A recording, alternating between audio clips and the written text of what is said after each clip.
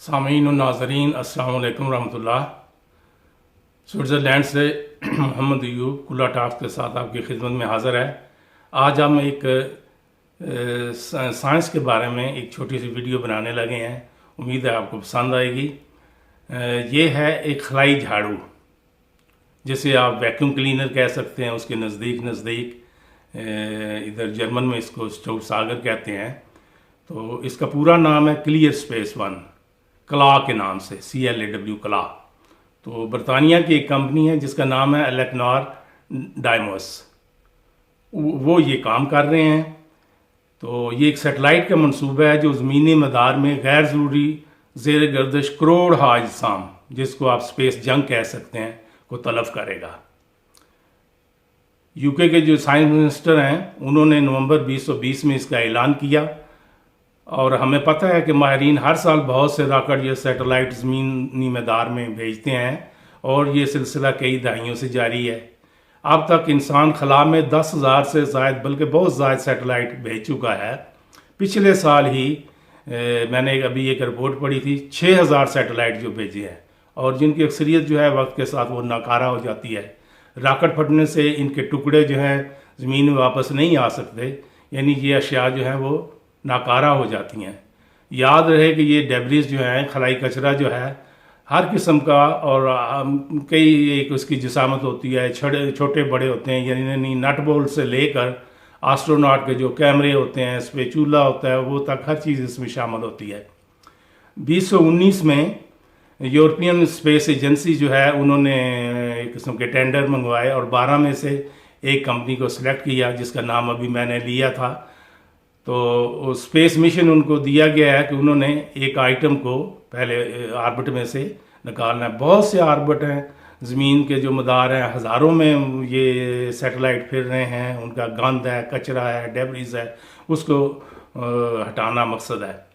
तो ये जो हमारे स्विट्ज़रलैंड वाले हैं, इन्होंने Swiss cube 3 inch by 3 inch by 3 inch का इतना सा होता है, मुट्ठी में आ जाता है, वो सैटेलाइट जो सारे काम करता है।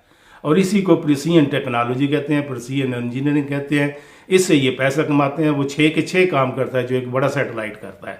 तो वो भी काफ़ी जा चुके हैं, उनको भी हटाना अब मकसद है, चूँकि वो अपना यूज़फुल स्पैन जो है, वो टाइम उनका पूरा हो गया, वो नकारा हो चुके हैं।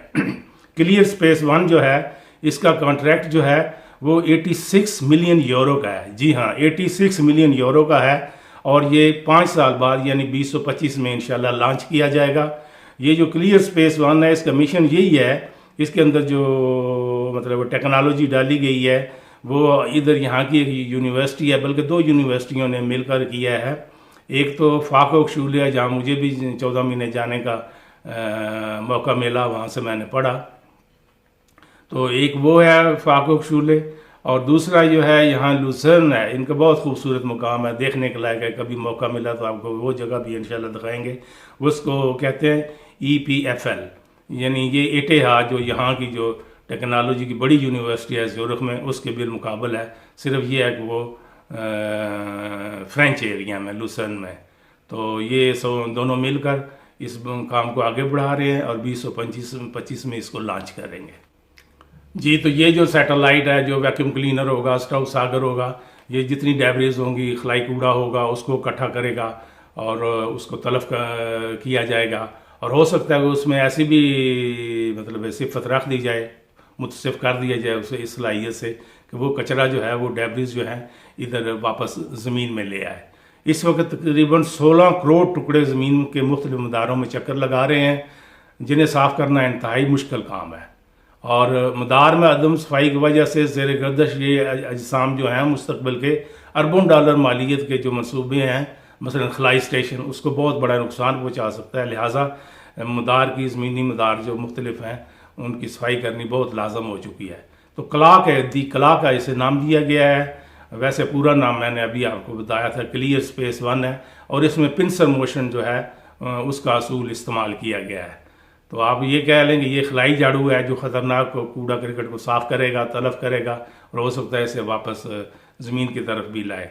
और वो कंपनी जो है, फिर एक दफ़ा मैं बता देता हूँ, एलेक्नॉर डायमोस है।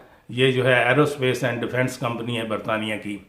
وہ اسے ڈیزائن کر رہی ہے، اور اس میں سارے اس کے سارے سسٹم جو ہیں، لازمی بات ہے اس میں جنریٹر بھی ہوگا اور تھرسٹر بھی ہوں گے، اینٹینا بھی نصب ہوں گے، جو ضروری چیزیں ہوتی ہیں ایک سیٹلائٹ میں وہ اس میں ہوں گی۔ اس سیٹلائٹ کو مدار میں بھیجنے سے پہلے سائنسدان پہلے تو ٹریک کریں گے کہ کدھر ہے اور کس مدار میں بھیجنا ہے اس کو، اس کے بعد اس کو مطلب بھیجا جائے گا۔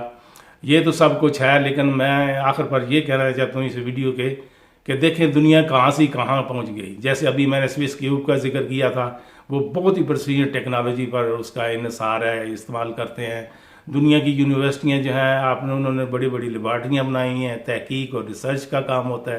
ہمارے ہاں تو یقین جانے یہاں کا جو 10 بڑا ہوا ہے میٹر کے جسے ہم کہتے ہیں، یہ مختلف نام ہیں مختلف جگہوں پر، تو ادھر کا بچہ جو ہے وہ بہت آگے ہے، وہ ہمارے ایم ایس سی والے سے بھی آگے ہے۔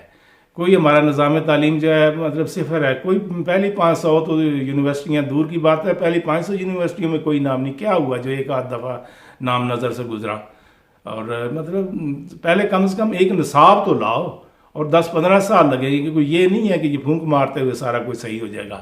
آج مطلب 5-6 صدیاں ہو گئی ہیں مسلمان کی اس ریسرچ میں، سائنس کے شعبے میں بہت پیچھے رہ گئے ہیں، بس آپس میں بس لگے ہوئے ہیں کہ یہ کر دو وہ کر دو، ہاتھ نیچے باندھو ہاتھ اوپر باندھو، رفع یدین کرو نہ کرو، اونچا پڑھو یا نہ پڑھو، بس اس قسم کے جھگڑوں میں پڑے ہوئے ہیں۔ اور پھر یہ ملا ازم آ گیا، اس نے تباہی پھیلا دی۔ اب یہ بھی ایک کچرے ہی ہے، یہ معاشرے کے کچرے، اس کو صاف کرنے کے لیے بھی 10-15 سال چاہیے۔ امید کرنی چاہیے اور دعا بھی کرنی چاہیے کہ ہمارا ملک ترقی کرے اور سائنسی تعلیم کو اپنائے، لیبارٹریاں کی جائیں، قائم کی جائیں، اور لوگوں کو، طلباء کو ہے یہ سہولت ریسرچ کی بام پہنچائی جائے۔ اسی کے ساتھ خدا حافظ، اللہ تعالیٰ آپ لوگوں کو خوش رکھے۔ اللہ حافظ و ناصر۔